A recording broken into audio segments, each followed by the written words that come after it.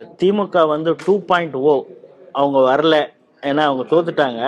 ஆனா அவங்க விட்டதை நாங்க தொடருவோங்கிறது மாதிரி தாவேக்கா, குறிப்பாக இந்த திருப்பரங்குன்றம் தீபத்தூண் விவகாரத்துல நாங்க அந்த நிலைப்பாடு, அவங்க எடுத்த நிலைப்பாடு ஏதோ அதையே தான் நாங்களும் எடுப்போம் அப்படிங்கறது மாதிரி சொல்றாங்க. நீங்க இது சம்பந்தமா என்ன? ஏற்கனவே இந்த விஜய் மீது ஒரு பரவலான ஒரு குற்றச்சாட்டு இருக்கின்றது. அவரை இயக்கக்கூடியவர்கள் கிறிஸ்தவ மதத்தை சேர்ந்தவர்கள், அவங்க தான் இயக்கிட்டு இருக்காங்க, அப்படி ஒரு பேச்சு இருந்தது. பல்வேறு கட்டங்கள்ல அவங்களுடைய பிரச்சாரத்தின் மூலியமாகத்தான் குழந்தை மனசுல ஒரு நஞ்சை விதைத்து அவங்க ஆட்சிக்கு வர முடிந்திருக்கின்றது.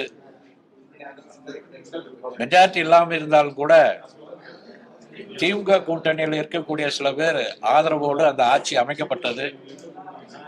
அந்த ஆதரவு கொடுத்தவங்க எல்லாம் முழுக்க முழுக்க இந்துக்களுக்கு மாத்திரம் விரோதமானால், குறிப்பா கம்யூனிஸ்ட், நக்சலைட் சிந்தனை உள்ளவங்க, முஸ்லீம் லீக், விடுதலை சிறுத்தைகள் வந்து கடுமையா இந்துக்களையும் இந்து பெண்களையும் கேவலப்படுத்தக்கூடிய நம்ம தான் அங்க இருக்காங்க.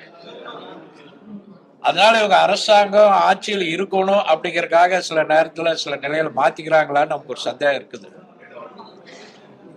இருந்தாலும் கூட அவங்களுடைய பதவி ஏற்கும் போது சமமா நாங்க இருப்போம், யாருக்கும் பயப்பட மாட்டோம், நேர்மையான ஆட்சி இருக்கும், லஞ்சம் இல்லாத ஆட்சி இருக்குன்னு சொன்னாங்க. இந்து மன்றம் கூட அதை வரவேற்பு கொடுத்தது. ஆனா சமீபத்தில் பார்த்தா சட்ட ஒழுங்கெல்லாம் ரொம்ப மோசமா இருக்குது. நேற்றைக்கு கூட ஒரு காவல்துறையில சேர்ந்த ஒரு போலீஸ்காரரு நைட்டு 12 மணிக்கு ஒரு பெண்களை அடித்து கேவலப்படுத்தி அவங்க இன்னைக்கு கலெக்டர் அலுவலகத்துக்கு முன்னாடி தீ குளிக்கக்கூடிய ஒரு சூழ்நிலை ஏற்பட்டிருக்குது.